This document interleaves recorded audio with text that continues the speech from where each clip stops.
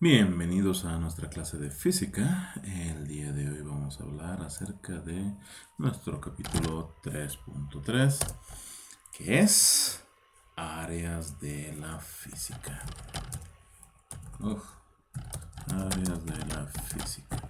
Sí, disculpen que no coloque acentos, pero mi teclado está en inglés, así que ¿dónde estará la tecla de acento? Ni idea.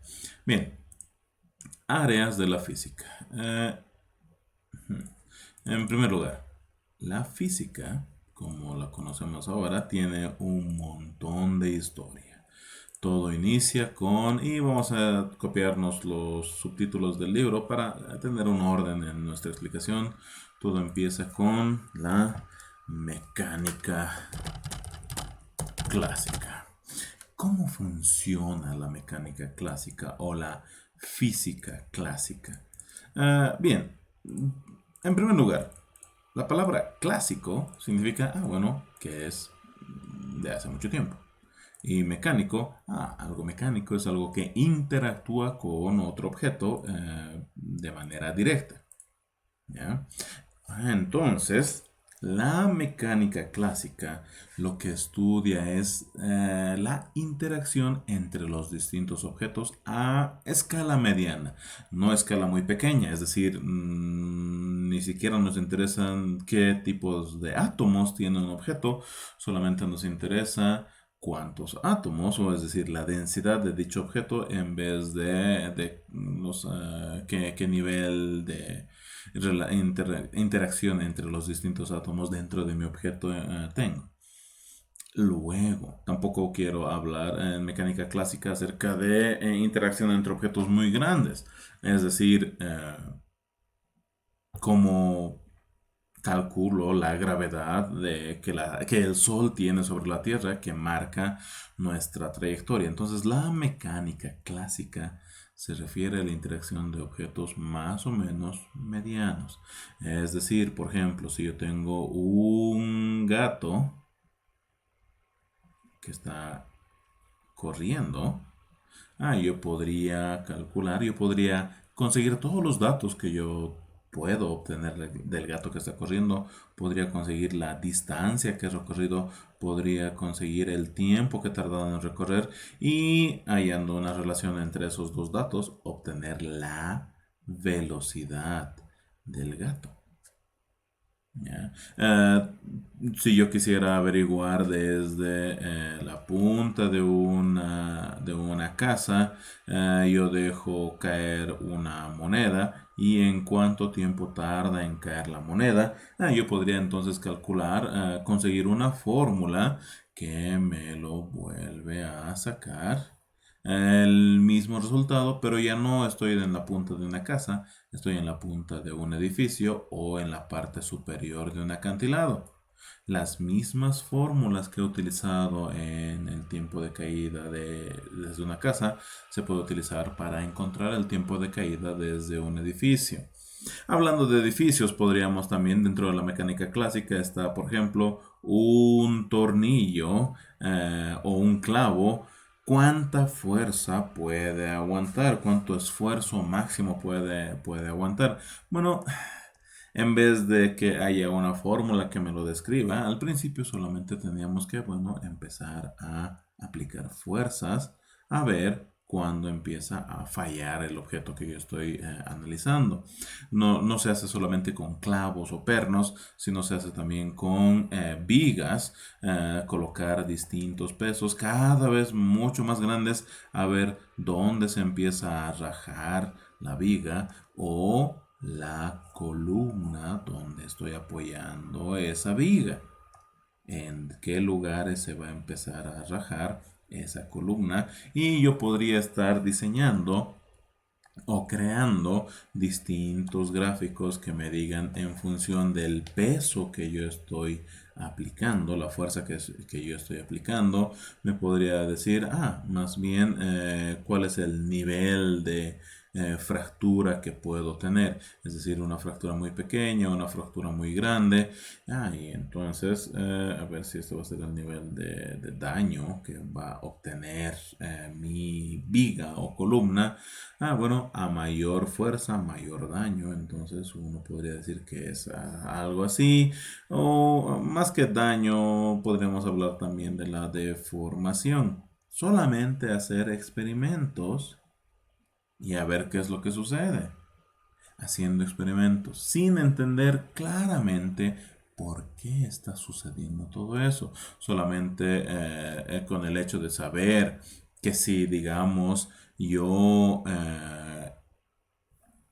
enfrío un pedazo de metal, ese pedazo de metal se va a encoger, y si yo caliento ese pedazo de metal, el pedazo de metal se va a alargar. Puedo conseguir fórmulas que me digan de manera aproximada cuánto se encoge o cuánto se alarga según la temperatura de mi viga o de mi pedazo de metal. Sí, puedo sacar algunas fórmulas que me lo aproximen. Bien, la mecánica clásica, ¿ya? La mecánica clásica se divide en cinemática, que es el estudio de los objetos en movimiento; la estática, que es el estudio de los objetos que están quietos; y finalmente la dinámica, que es el estudio de los objetos que estaban quietos y que luego se ponen en movimiento. O al revés, es el estudio de los objetos que estaban en movimiento y por alguna u otra razón se vuelven estáticos, se ponen quietos. Hay más. La mecánica clásica se puede dividir en óptica, se puede dividir en sonido, acústica, se puede dividir en electricidad, se puede dividir en ¿cuál más que me estoy olvidando? Fluidos, pero ya han empezado a cambiar algunas cosas. Han empezado a descubrir cada vez más datos. Perdón, me estoy olvidando resistencia de materiales, pero ya que. Entonces, todo esto es lo que ahora consideramos como mecánica clásica. Incluso esta última parte llega a ser el límite de lo que es mecánica clásica con la nueva física. Porque a pesar de que sí podemos resolver estos ejercicios con fórmulas que nos aproxima, la explicación de por qué sucede eso es más difícil de explicar. ¿Ya? Bien, en la mecánica clásica, supuestamente, si yo mido la mayor cantidad de datos iniciales, yo podría predecir el futuro, qué es lo que va a suceder con el objeto que yo estoy analizando. Bien, luego de la mecánica clásica, que abarca varios temas, el electromagnetismo. ¿Qué estudia el electromagnetismo? Que antes se dividía en dos ramas. El estudio de la electricidad y el estudio del magnetismo. Bien, entonces el estudio de la electricidad era, bueno, resumiéndolo, por alguna extraña razón, cuando mezclo dos metales de distinto orden, o de distintas... Y aquí es donde entra mi conocimiento en química, que ya me he olvidado. Dos metales distintos, separados con un aislante, esos metales pueden llegar a interactuar. Si, digamos, yo inicio la oxidación entre estos dos metales, es decir, lo coloco al aire libre, o lo sumerjo en agua, o le aplico calor, o le aplico frío, no, con el frío no funciona. Le aplico calor, va a generar energía. Que antes solamente nosotros, si tocábamos con un dedo, nos pasaba electricidad. ¿Ya? Y el magnetismo, bueno, imanes. Empezamos con un imán que se pega a otro imán y es difícil separarlos. Por mucho tiempo creían que la electricidad y el magnetismo eran dos cosas muy distintas. Pero cada vez que se generaba electricidad, se creaban campos magnéticos. Y cada vez que habían campos magnéticos alrededor de una bobina, se producía electricidad. Más adelante se va a descubrir que esa electricidad es simplemente el intercambio de energía a gran escala y como en una cadena o fila de los distintos electrones de los que está compuesto mis cables o sí, los cables, los transportadores de energía eléctrica. ¿Ya? Entonces, ¿y cómo funciona esa interacción entre los distintos electrones de los átomos? Eso vamos a llevar en sexto de secundaria. Perdón, me estoy olvidando de decir en qué curso vamos a llevar mecánica clásica. Cinemática es de cuarto de secundaria. Estática y dinámica es de quinto de secundaria. Electromagnetismo es de sexto de secundaria. La pregunta, ¿y cómo funcionan los imanes? Eso supongo que podría dejarles de tarea para que averigüen y luego yo les voy a explicar. Y la otra pregunta de cómo se produce la electricidad y cómo se consume la electricidad, eso a mí me gustaría preguntarles uno por uno y que ustedes digan qué es lo que creen que está sucediendo de dónde viene la electricidad y cómo se consume la electricidad. Ya veremos. La respuesta va más allá de lo que nosotros creemos. Vibraciones y ondas. Ok. Cuando estamos hablando de vibraciones y de ondas, en realidad de lo que estamos hablando es de vibraciones y ondas. Estamos interactuando con nuestro medio ambiente. En el sentido de que, por ejemplo, si en este instante a mí me están escuchando hablar, es porque mi garganta, a ver, voy a tratar de dibujar, aquí están los dientes, aquí está la lengua, aquí viene el esófago y por aquí se entra la tráquea. Soy mal dibujante, así que ya que. Y de los pulmones, cuando yo estoy respirando, y yo muevo mis cuerdas vocales de una manera distinta, cuando el aire está saliendo, se generan los sonidos de A, E, I, O, U. Distintas posiciones en mis cuerdas vocales generan distintas vibraciones en esas cuerdas vocales. La A, las cuerdas vocales se tienen que colocar de una manera distinta para que cuando el aire esté pasando, empiece a vibrar, moviéndose de arriba a abajo, de izquierda a derecha, cuando el aire está pasando. Y esas vibraciones se transmiten a través del aire hasta el oído de una persona.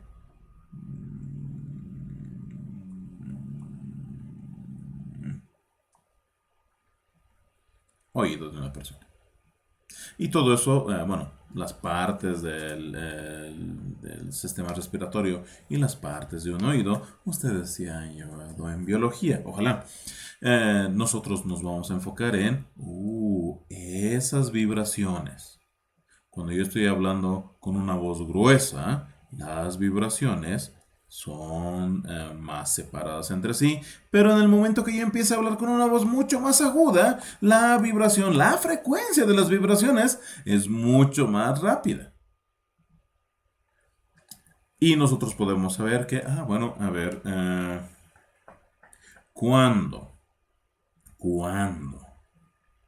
Si digamos yo enciendo un fósforo, yo puedo mojarme un poco en los dedos y apagarlo con mi mano. con los dedos. Un fósforo que se ha encendido.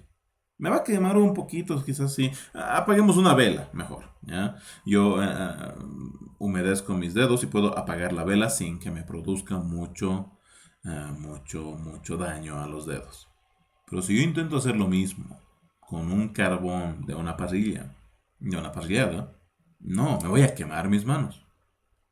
¿Ya? Entonces, la vela y el carbón relativamente están a la misma temperatura.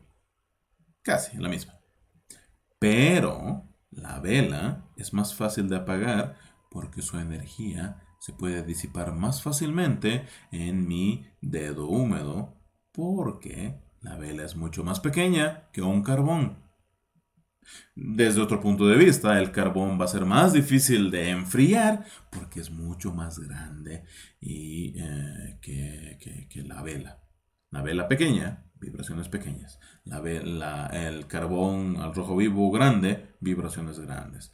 Las vibraciones pequeñas se pueden absorber rápidamente, mientras que las vibraciones grandes no tanto. Eso vamos a ir viendo porque depende mucho de la fuente del sonido. Es decir,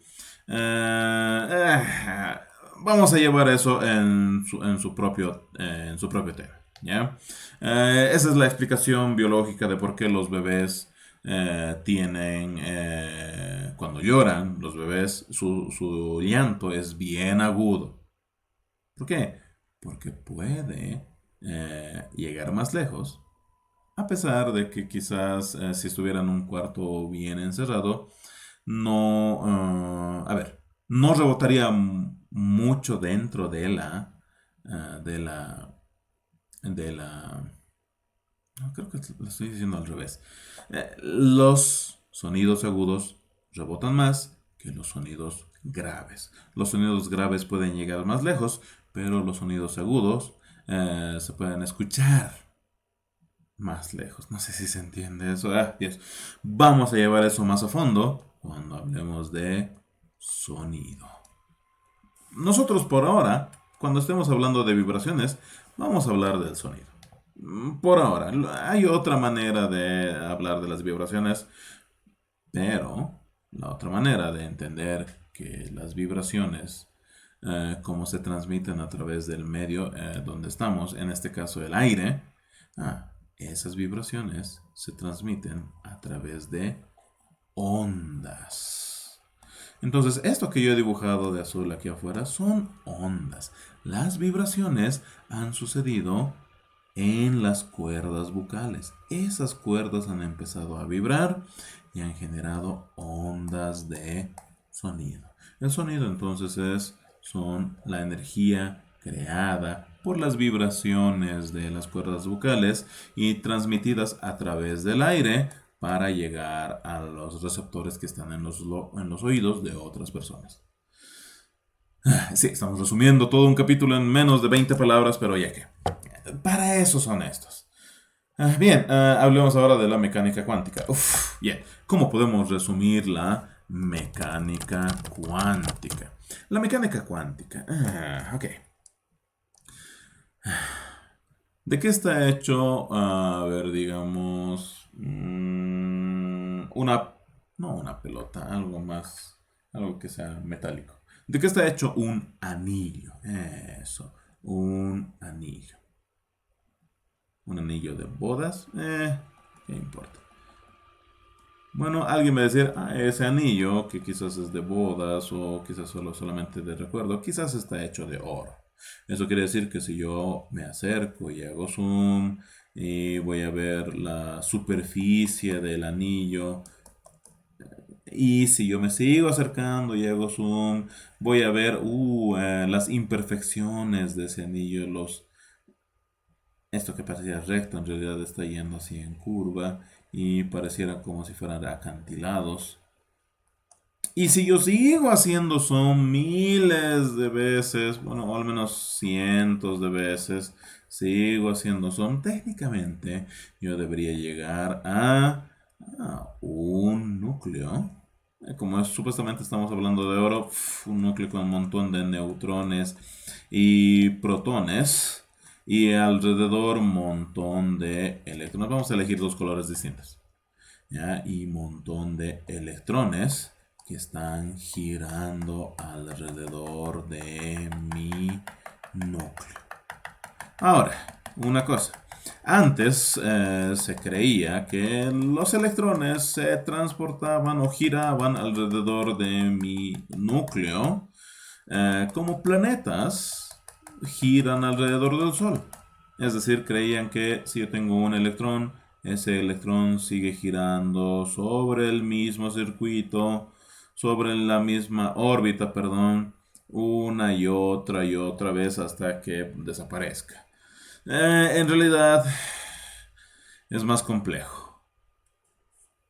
Un átomo de oro es demasiado complejo. Hablemos de un átomo de hidrógeno. Aquí tengo un neutrón que no tiene carga, un protón que tiene carga positiva y solamente para que entre en la pizarra, un electrón de carga negativa. Y el electrón sí gira en una órbita alrededor de ese centro, pero esa órbita puede cambiar en las tres dimensiones y puede ir por todo lado. Sí, aunque parezca que estoy pasando por el núcleo, en realidad estoy girando. Imagínense que estoy girando por una esfera. ¿Ya? Entonces, mi electrón, cuando tiene cierta cantidad de energía, está girando por ese orbital. Digamos que recibe cierta cantidad de energía que va a rebotar y el electrón ahora tiene más energía. Así que tengo dos opciones. Mi órbita va a crecer o mi órbita va a cambiar en el mismo lugar, pero va a cambiar de sentido. Ahora pareciera como si fuera un 8 alrededor de mi núcleo. Pero girando y girando y girando, o por la interacción con otros átomos, a veces pierde energía y más bien genera energía. Y en vez de estar en ese lugar, en ese orbital más elevado, a la hora de perder energía, baja a un nivel orbital de menor energía y continúa ahí. Lo distinto, o al menos lo que no sabemos explicar hasta ahora, es los orbitales sí son como las órbitas de los planetas. Y es como si estuviéramos diciendo que el planeta Tierra, cuando gana energía, sube a la órbita de Marte. Y cuando pierde energía, regresa a su órbita original. Pero lo hace instantáneamente. Desaparece de una de las órbitas y vuelve a aparecer en el otro orbital. Se ha teletransportado. Y lo mismo, cuando pierde energía eléctrica, bueno, perdón, solamente energía, se vuelve a teletransportar ahí adentro. Bien, algo que ustedes han debido llevar en química es que, sí, un átomo tiene un neutrón, tiene un protón y tiene un electrón. Eso es lo que creíamos hasta hace unos 50, 60, 70 años. La mecánica cuántica me dice que hay más partes. Un neutrón tiene otras partes. Un protón tiene otras partes y un electrón tiene otras partes. Entonces, el modelo atómico, que era perfecto, que eran órbitas perfectas alrededor de mi núcleo, no es así. ¿Ya? No es así. ¿Cómo interactúa el electrón con el núcleo, con el neutrón y el protón? Tenemos una idea aproximada de cómo lo hace, pero no es como realmente lo hace. ¿Por qué? Cuando yo quiero observar un núcleo, un átomo, Yo solamente puedo observarlo con los ojos.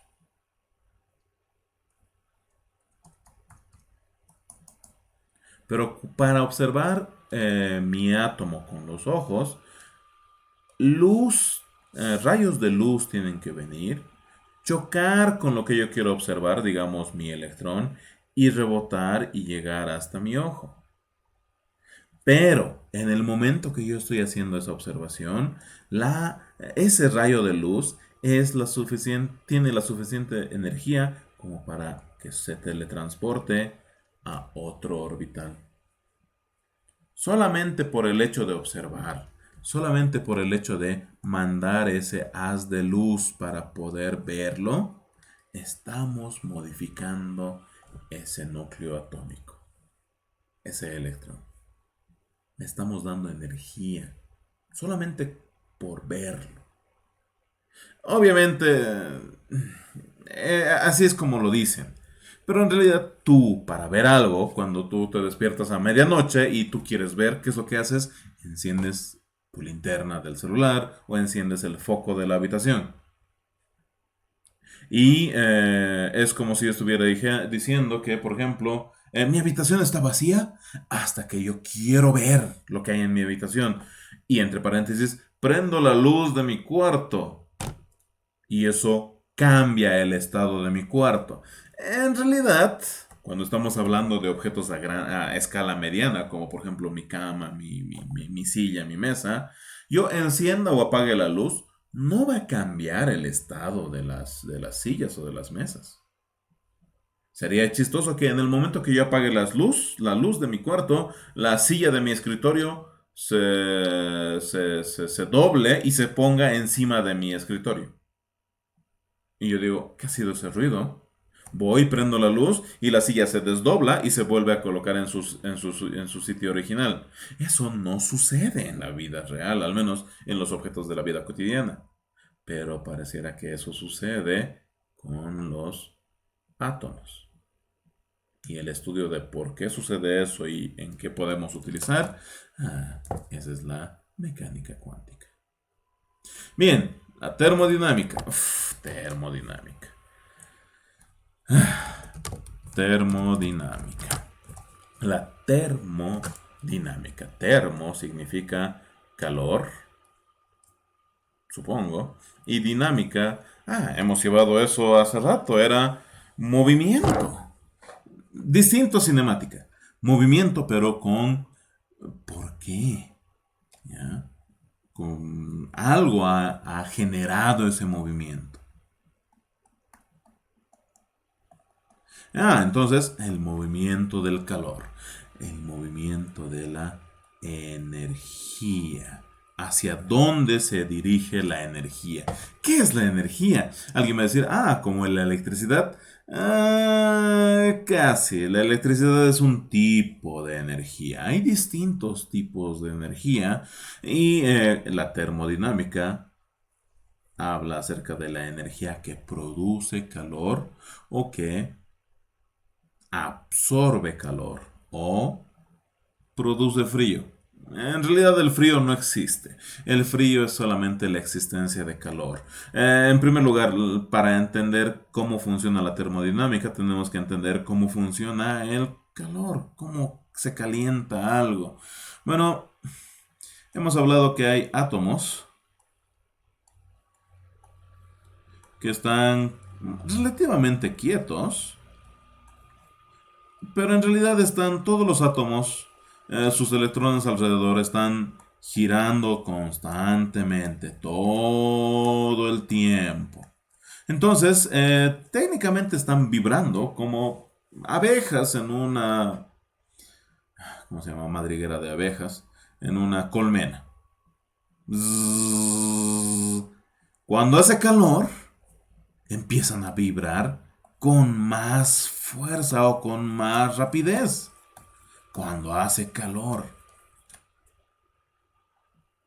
En realidad, cuando hace calor, se ha estado absorbiendo energía del ambiente y se lo ha estado acumulando dentro de mis propios átomos o de los átomos de lo que sea que esté calentando.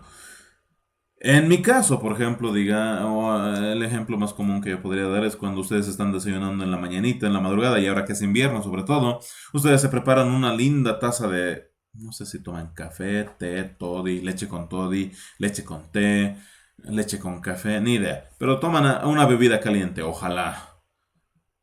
Y sus manos, y colocan sus manos alrededor de esa taza de leche con toddy caliente y un poquito de té. Van a sentir que sus manos se están calentando poco a poco, lentamente. Están recibiendo energía térmica de esa taza de desayuno que están desayunando. ¿Hay un límite de cuánta energía puede acumular la piel de mi mano o mi cuerpo? Sí. ¿Cuánto es esa energía? Exactamente no sé, pero supongo que es, digamos, el mismo cuerpo ya sabe que ya ha llegado a su límite de su energía, y así que cuando hay demasiada energía, nosotros sentimos dolor intenso. Por eso si alguna vez tocan, si se les salta un poquito de agua hervida a su mano, unas gotitas de agua hervida, ustedes sienten un dolor intenso, pero esa energía se ha disipado rápidamente. Así que el dolor no dura mucho. Otra cosa sería tocar la caldera que está caliente con su mano. Sí se van a quemar porque hay más energía irradiando de la caldera que ha hervido el agua. Entonces, la termodinámica es el movimiento de la energía que genera vibración extra en los átomos y que se lo considera o se le llama a eso calor. Transformación de energía. ¿Ya? La relatividad. Ok. Relatividad. Eso ya es parte de la nueva física. La relatividad. Cuando estábamos hablando de mecánica clásica, los datos que nosotros podíamos medir eran distancias, masa, tiempo, aceleración, velocidad, fuerza, densidad. ¿Qué más? Uh, Gravedad. Esa gravedad no es parte de la mecánica clásica, a pesar de que sí es mucho tiempo. O podríamos decir que sí es parte de la mecánica clásica, pero que es el inicio a la nueva mecánica. A ver, dos cosas que según nosotros no debería cambiar. El tiempo y la gravedad. Son dos cosas que no deberían cambiar. Es decir, cada segundo que pasa debería ser el mismo, no importa dónde esté. Y la gravedad. La gravedad, que es la fuerza con la que dos objetos se atraen entre sí, debería ser la misma, no importa cómo o dónde estemos. Y que el tiempo y la gravedad no se relacionan entre sí, cuando en realidad sí lo hacen. A ver, hay dos tipos de relatividad. La relatividad espacial me dice que mientras más rápido se esté moviendo un objeto, el tiempo va a pasar más lento. La velocidad sube, el tiempo baja. Esa es la relatividad especial, resumido en 20 palabras o menos. ¿Eso qué quiere decir? Que si yo estoy... perdón, es al revés. Vamos a leer. Bla, bla, bla, bla, bla. No, no me dice. Ok, entonces...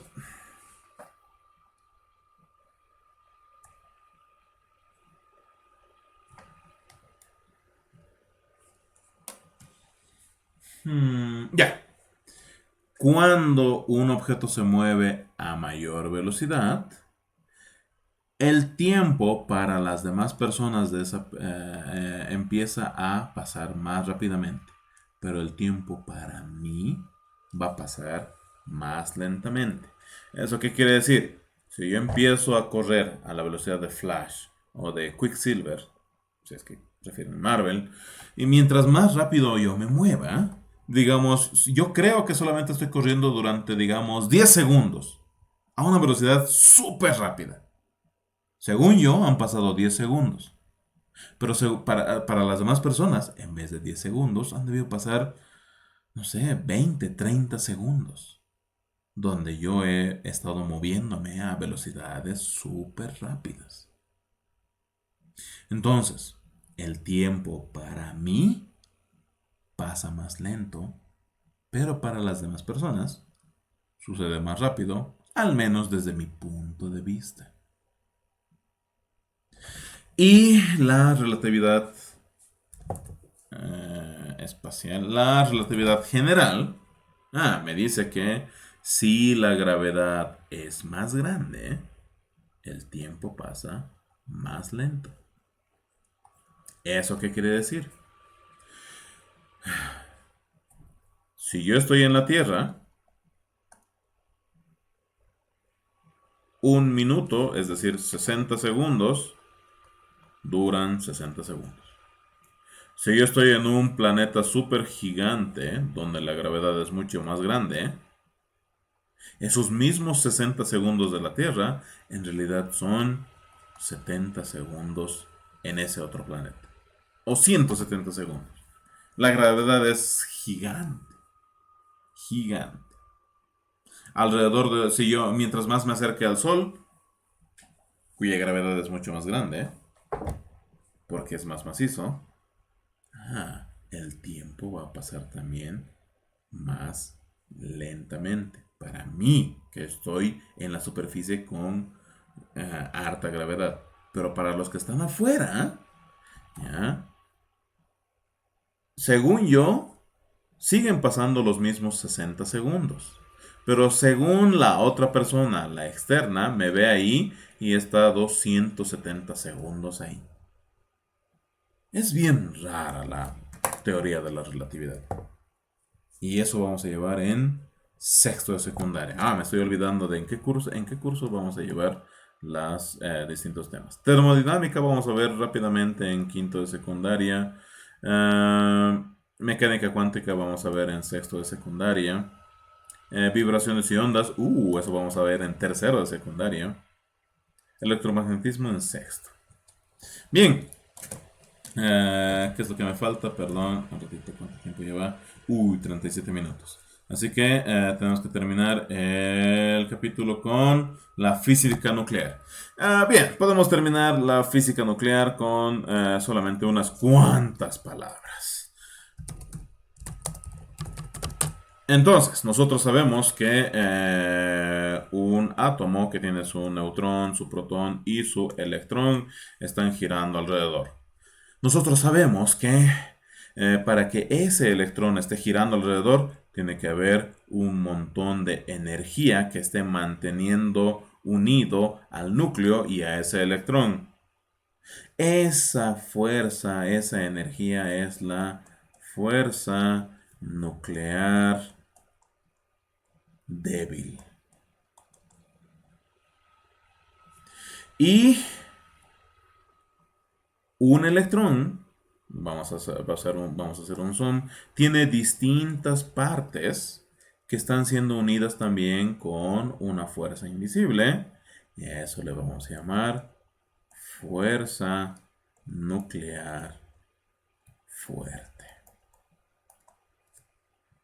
Y la física nuclear es solamente el estudio de esas fuerzas nucleares.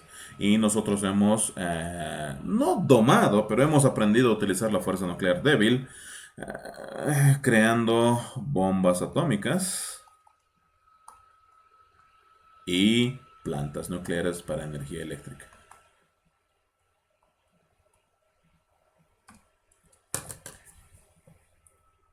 Bien, con eso termina nuestra clase del día de hoy. Ya han pasado los 40 minutos. Tarea, bueno, ya les di la tarea que era que lean esas páginas y que resuman. Así que hasta aquí llega nuestra clase del día de hoy. Nos vemos la siguiente semana. Chao, chao. Hasta luego. Bye, bye.